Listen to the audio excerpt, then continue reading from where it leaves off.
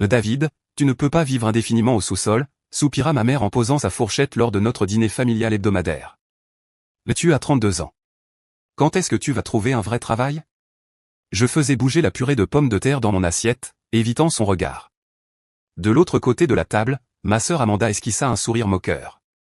Elle portait une nouvelle veste de créateur, probablement achetée grâce à sa dernière prime de banquière d'affaires senior.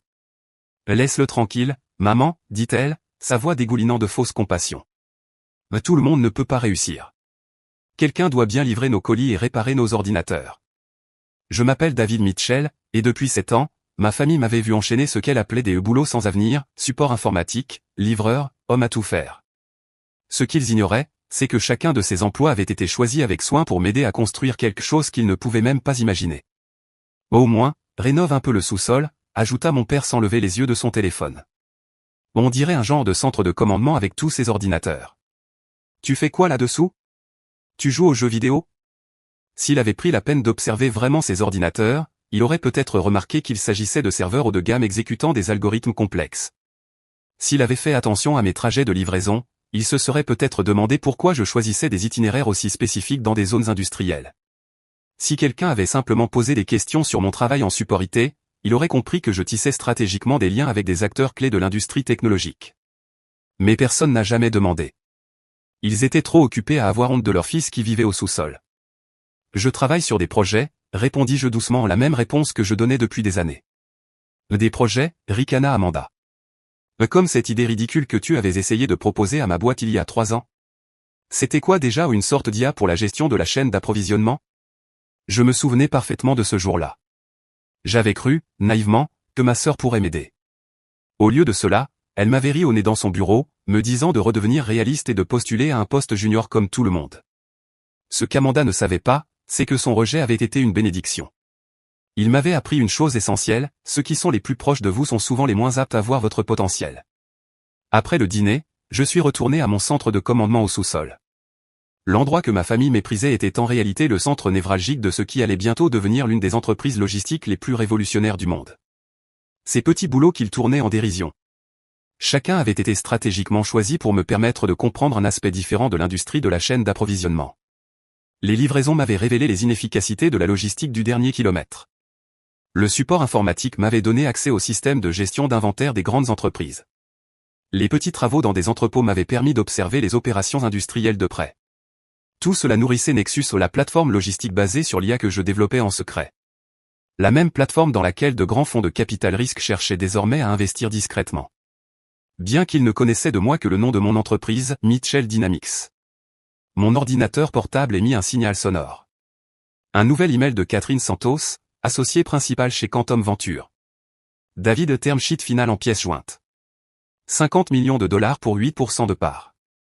Cela valorise l'entreprise à 625 millions de dollars avant investissement. Prête à avancer dès que tu le es. Toujours partante pour une rencontre en personne. Je souris, pensant au bureau d'angle de ma sœur dans sa banque d'investissement. Le fonds de Catherine gérait 100 fois plus de capital, et elle n'avait aucune idée qu'elle traitait avec le « rat du sous-sol » dont ses collègues s'étaient autrefois moqués. Un autre message s'afficha, celui-ci venait de Marcus Webb, mon directeur technologique et le seul à connaître toute la vérité sur ma situation. Nombre d'utilisateurs actifs quotidiens, 100 000. Les grands distributeurs commencent à remarquer les gains d'efficacité. Quand comptes-tu le dire à ta famille? Je répondis. Bientôt. Il faut que tout soit parfait d'abord. Parfait signifiait l'introduction en bourse que nous préparions en secret. Parfait signifiait prouver sans aucun doute possible que le gâchis de potentiel que voyait ma famille construisait en réalité quelque chose de révolutionnaire. Mon téléphone vibra. Un message de ma mère pour me rappeler le dîner de demain à un autre rituel hebdomadaire de pics subtils et de regards déçus. 7 ans à m'entendre dire de grandir, de trouver un vrai boulot, de devenir plus comme Amanda. Je jetai un œil au terminal affichant les métriques actuelles de Nexus. Plus de 100 000 utilisateurs actifs. 50 millions de dollars de revenus annuels récurrents. 98,7% de rétention client. Activité dans 12 pays. Tout ça, bâti depuis un sous-sol. Financé au départ par des petits boulots et des cartes de crédit. Développé grâce à une stratégie minutieuse et à un anonymat délibéré. L'équipe communication de l'entreprise avait cultivé un certain mystère autour du fondateur, pas de photos publiées, seulement mon initiale dans les échanges. Une notification clignota à l'écran. Un autre grand distributeur venait de s'inscrire pour un programme pilote. Ils n'avaient aucune idée que leur salut potentiel était en train de naître dans un sous-sol de banlieue, dirigé par quelqu'un que sa propre famille considérait comme un raté. J'ouvris le dossier de l'introduction en bourse que nous préparions depuis des mois. Les chiffres étaient vertigineux. Évaluation projetée, entre 1,8 et 2,2 milliards de dollars. Ma part, soigneusement préservée à chaque levée de fonds, vaudrait près d'1 milliard. Les mots de mon père au dîner résonnèrent dans ma tête. Quand vas-tu enfin faire quelque chose de ta vie? Bientôt, papa. Très bientôt. À l'étage, j'entendis les talons de créateur d'Amanda claquer sur le sol alors qu'elle s'apprêtait à partir. Elle avait apporté des brochures pour des formations intensives en codage, sa dernière tentative pour m'aider à trouver ma voie. Si elle avait seulement pris la peine de regarder le code qui tournait sur mes écrans, elle aurait vu l'un des systèmes d'intelligence artificielle les plus sophistiqués jamais développés dans le domaine de la logistique. Mais elle voyait ce qu'elle voulait voir, un frère raté à sauver. Je me remis au travail, révisant les derniers détails de la grande annonce prévue pour demain. Après cette année passée à construire dans l'ombre, tout allait changer. Mon téléphone vibra de nouveau. Un message de Marcus. CNBC a confirmé. Ils veulent passer l'histoire en prime time demain. Tu es prêt? Je regardais autour de moi, dans mon centre de commandement au sous-sol, repensant à toutes ces nuits passées ici pendant que ma famille dormait à l'étage, convaincu que je gâchais ma vie. Chaque remarque condescendante, chaque conseil teinté de pitié, chaque regard plein de jugement n'avait fait qu'alimenter ma détermination. Prêt, écrivis-je en retour. Il est temps de réécrire l'histoire familiale. Demain, le mur que j'avais patiemment érigé entre mes deux vies tomberait. Demain, ils découvriraient que leur déception qui vivait au sous-sol avait bâti un empire sous leurs yeux. Mais ce soir, j'avais encore du travail car c'est ce qu'ils n'avaient jamais compris. Le succès ne se proclame pas. Il devient inévitable. Parfois, les plus grands empires se construisent dans les endroits les plus silencieux, par ceux que tout le monde a déjà rayés. Je me tournai vers mes écrans, un sourire aux lèvres, en entendant la voiture d'Amanda s'éloigner. Dans moins de 24 heures, elle verrait mon nom défiler sur les chaînes économiques qu'elle regardait religieusement. Et enfin, après cette année de silence, j'aurai quelque chose à dire au dîner de famille. Le matin où tout a changé. Je me réveillai tôt dans mon appartement du sous-sol et m'habillai différemment. Au lieu de mon jean usé habituel et de mon t-shirt, j'enfilai un costume anthracite sur mesure, plus cher que l'hypothèque mensuelle d'Amanda, le même costume que j'avais fait discrètement livrer à une boîte postale, loin des regards indiscrets de ma famille. À 9 heures précises, mon téléphone s'alluma avec un message de Catherine, de chez Quantum Venture. Tout est prêt. CNBC diffuse à 10h30, heure de l'Est. Prêt à devenir milliardaire? Je regardai ma montre. Dans moins de 2 heures, l'image que ma famille se faisait de leur raté de fils s'effondrerait à jamais. À l'étage, j'entendais ma mère dans la cuisine, probablement en train de secouer la tête en pensant que je dormais encore au lieu de me lever pour un vrai travail. Si elle savait que j'étais debout depuis 5 heures, peaufinant les derniers détails de l'une des plus grandes annonces technologiques de l'année. Mon téléphone vibra encore à Marcus, cette fois. La salle de marché est en effervescence. La banque de ta sœur vient de publier une forte recommandation d'achat pour notre IPO. Elle ne sait pas encore qu'elle vient d'endosser la boîte de son propre frère. Je souris devant tant d'ironie. Amanda avait passé des années à me dire que je ne comprenais rien aux affaires. Et maintenant, son cabinet se battait pour avoir une part de ce que j'avais construit. À 10h15, je montais à l'étage. Maman était bien dans la cuisine, en train de trier des factures. Enfin levé, demanda-t-elle sans lever les yeux. Il y a un salon de l'emploi aujourd'hui au centre communautaire. J'ai laissé un prospectus sur le comptoir. Merci, maman, répondis-je calmement. Mais j'ai des réunions aujourd'hui. Elle soupira ce soupir familier, lourd de déception. Encore des dépannages informatiques? Et quelque chose dans ce genre. Je me servis un café et m'assis à la table de la cuisine, positionnant ma tablette de façon à voir le flux CNBC tout en feignant de lire le journal. Ma mère vaquait, sans doute intriguée par mon costume de PDG pour un simple travail de réparation. À 10h29, mon téléphone se mit à vibrer sans cesse, un message d'investisseurs, de membres du conseil, de journalistes, tous comptant les secondes avant l'annonce. Je le mis en silencieux au moment même où le présentateur de CNBC apparut à l'écran. Un breaking news dans le secteur technologique, commença-t-il. Ce que certains appellent déjà le succès discret de l'année, la société Dialogistique Mitchell Dynamics vient de déposer son dossier pour une entrée en bourse, avec une valorisation estimée à 2 milliards de dollars. J'entendis la tasse de café de ma mère heurter bruyamment le comptoir. Mitchell Dynamics, murmura-t-elle. Comme notre Mitchell? Fondé par David Mitchell, PDG, qui a développé la plateforme révolutionnaire Nexus. Le poursuivit le journaliste, tandis qu'apparaissait à l'écran une photo professionnelle de moi, prise en secret quelques semaines plus tôt. Le visage de ma mère pâlit. Elle s'agrippa au comptoir, sidérée. David. Le souffle ATL. C'est toi. Je me levai, ajustant mon veston. Oui, maman. C'est moi. Mais tu étais dans le sous-sol, à faire des petits boulots. Je construisais une entreprise, la corrigeai-je doucement. Ces petits boulots, c'était de la recherche. Chaque tournée de livraison, chaque réparation, chaque passage en entrepôt, tout m'a aidé à comprendre les problèmes que j'étais en train de résoudre. Ses jambes semblèrent céder, et elle s'effondra sur une chaise.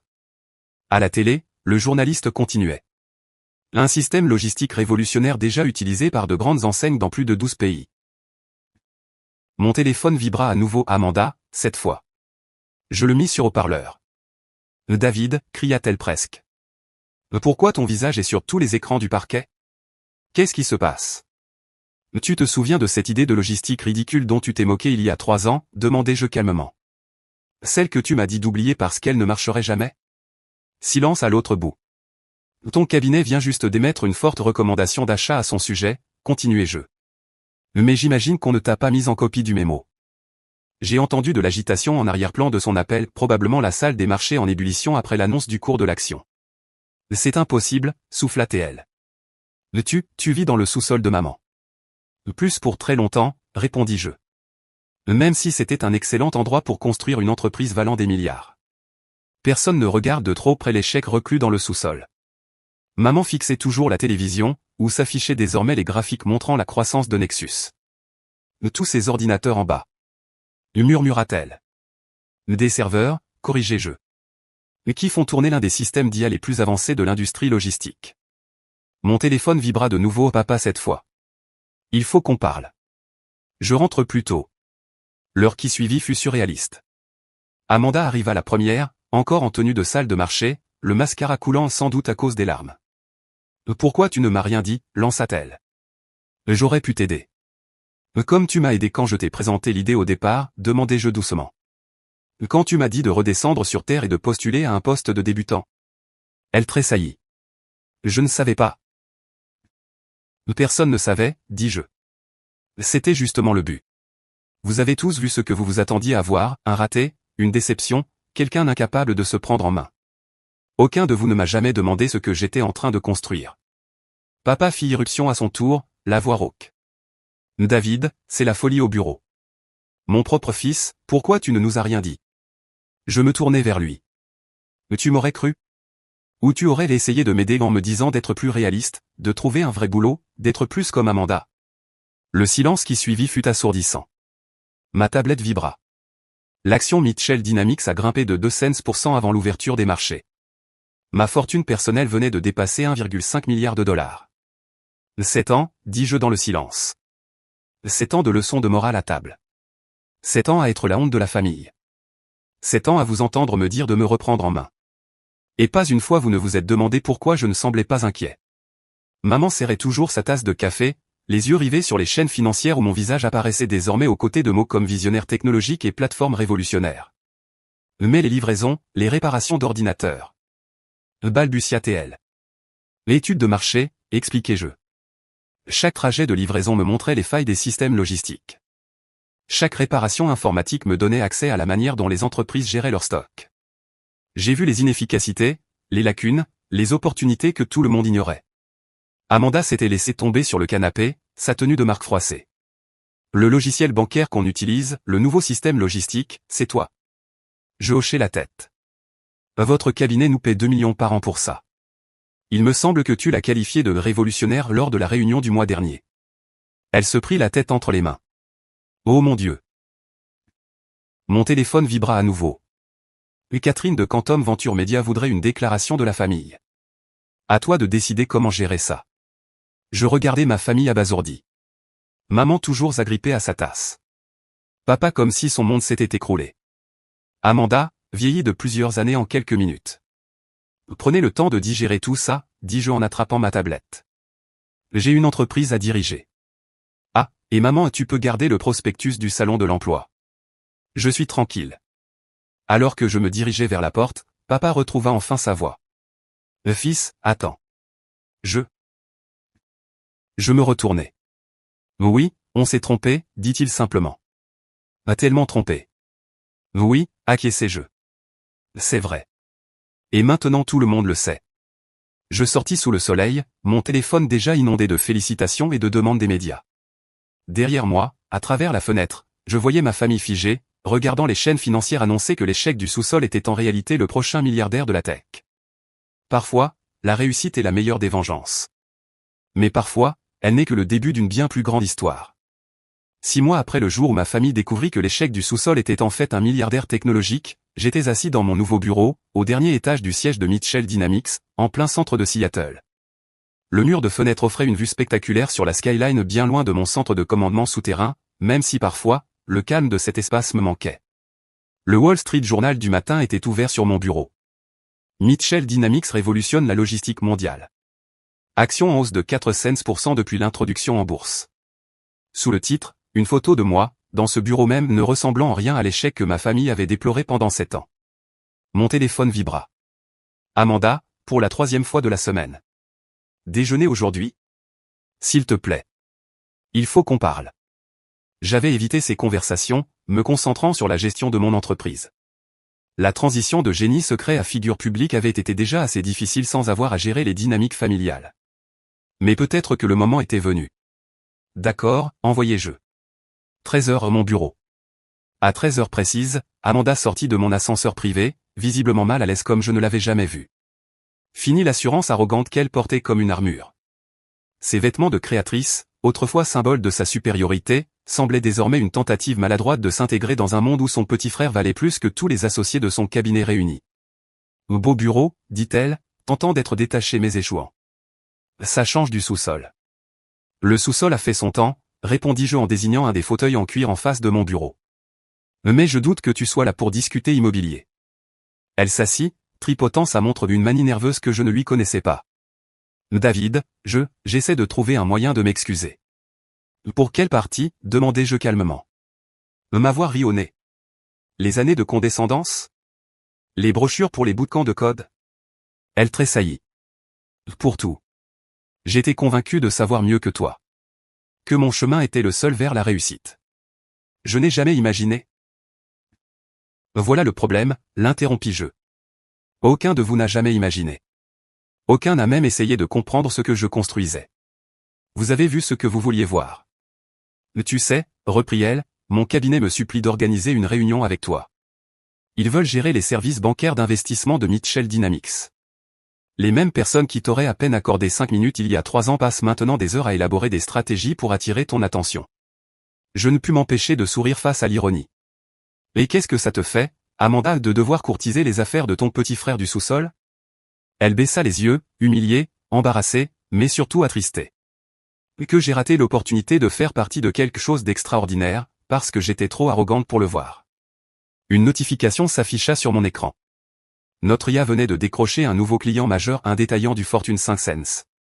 Leur PDG avait probablement passé plus de temps à étudier mon parcours que ma propre famille.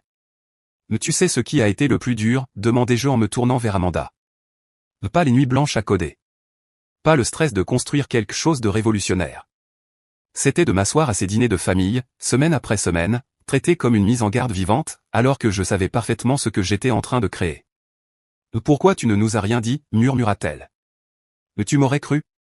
Ou tu aurais essayé de réparer ma vie, de m'interférer, de m'imposer de faire les choses comme il faut, comme toi?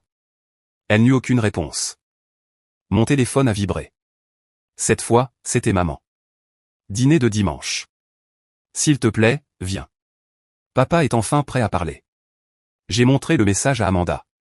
Ils ne comprennent toujours pas, n'est-ce pas?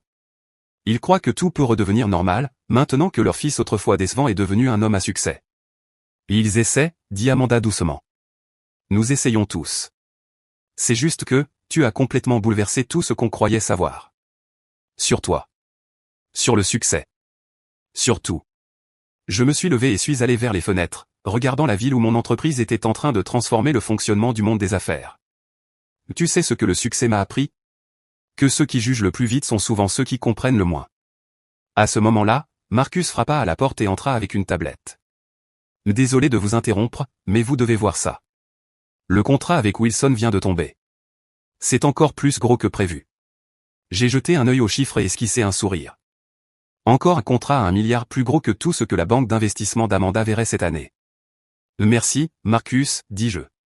Oh, et voici ma sœur, Amanda.